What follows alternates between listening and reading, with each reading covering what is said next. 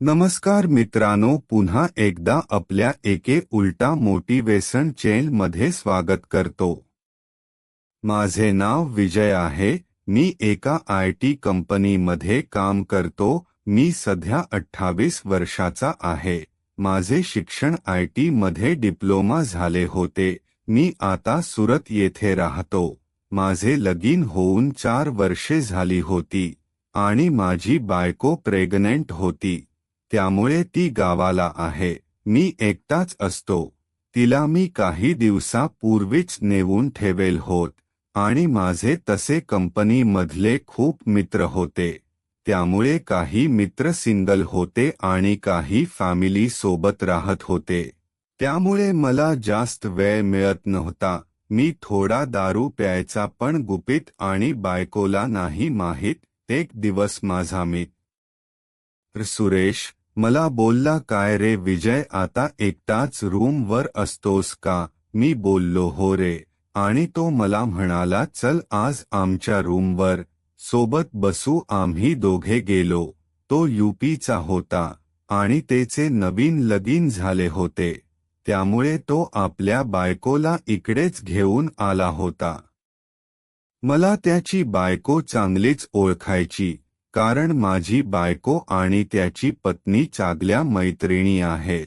आम्ही दोघे त्याच्या रूममध्ये आलो तेव्हा त्याची पत्नी अंघोळ करत असावी असे वाटत होतं, कारण वॉशरूममधून पाण्याचा आवाज येत होता। थोड्या वेळाने आम्ही विचार करत होतो, आज कोणता ब्रँड मारू। थोड्या वेळाने आम्ही वाईन आणली आणि त्याच्या बायकोने खूप छान असे बांगडे तळलेले होते। आम्ही दोघे मस्त पैकी ताव मारत होतो। त्याची बायको खूप देखणी होती, गोरी पान, नेहमी सर्वांना आवडणारी। UP वाल्या बायका कशा असतात तुम्हाला माहित आहे ना, त्या पद्धतीने दिसते। पातळ साडी, कंबर फुगीर, सरपातळ, सपाट पोट, टिकली लावलेली, अशी देखणी होती की सर्वांना मंत्रमुग्ध करेल। मी एक विचार केला, आज आपण इथेच मुक्काम करणार। तेवढ्यात सुरेश बोलला, अरे विजय, आज इथेच मुक्काम करू।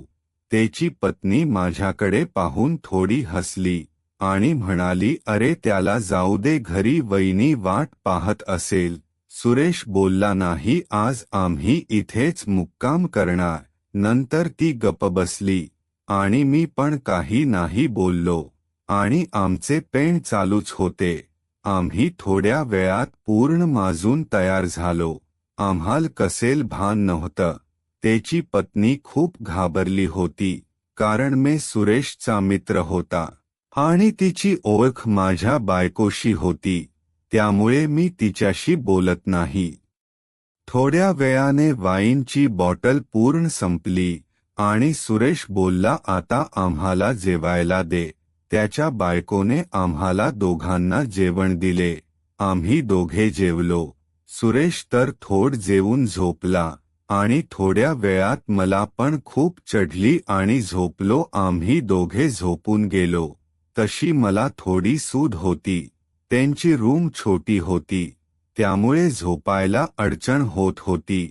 आम्ही दोघे एका कोपऱ्यात झोपलो आणि त्याची बायको आमच्या डोक्याच्या बाजूला उभी झोपली। मला रात्री 12 वाजता जाग आली। मी बघतो तर काय, त्याची पत्नी माझ्याच डोकीजवळ झोपली होती। तिचे शटर उघडे होते, पूर्ण दिसत होते, कारण गरमी खूप होती, ओली चिंब झाले होते। तेवढ्यात, आज नको, तुझे मित्र आले आहेत उद्या। मी काही बोलत नाही होता। मी तिच्या ओठांवर चुंबन घेतले। तेलाला उकळी फुटली होती। शटर उघडे केले आणि कढईत तेल टाकले। गॅस जोराने चालू केला। ती म्हणाली, आज थोड वेगळं वाटत।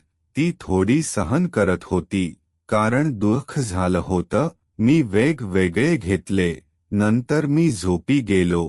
सकाळी ती लवकर उठून बसली होती आणि बघत होती, तर तिचा नवरा तर तसाच पडला होता। मी पाहिले तर ती तोंडाला हात लावून उभी राहिली आणि आपली साडी आवरत तिच्या कामाला लागली आणि नंतर मी सुरेशला उठवले, तो तर नशेतच होता.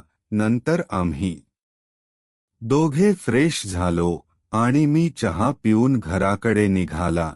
त्याची बायको पाहून हसत होती आणि तिने ते गुपित ठेवलं. आज तिला मित्राची आठवण झाली असेल. कधी मी जातो तिकडे पण आता तसा खूप मोका मिळत नाही. तर मित्रांनो, आजचा व्हिडिओ कसा वाटला नक्की सांगा. पुढील कसा पाहिजे ते पण सांगा. धन्यवाद.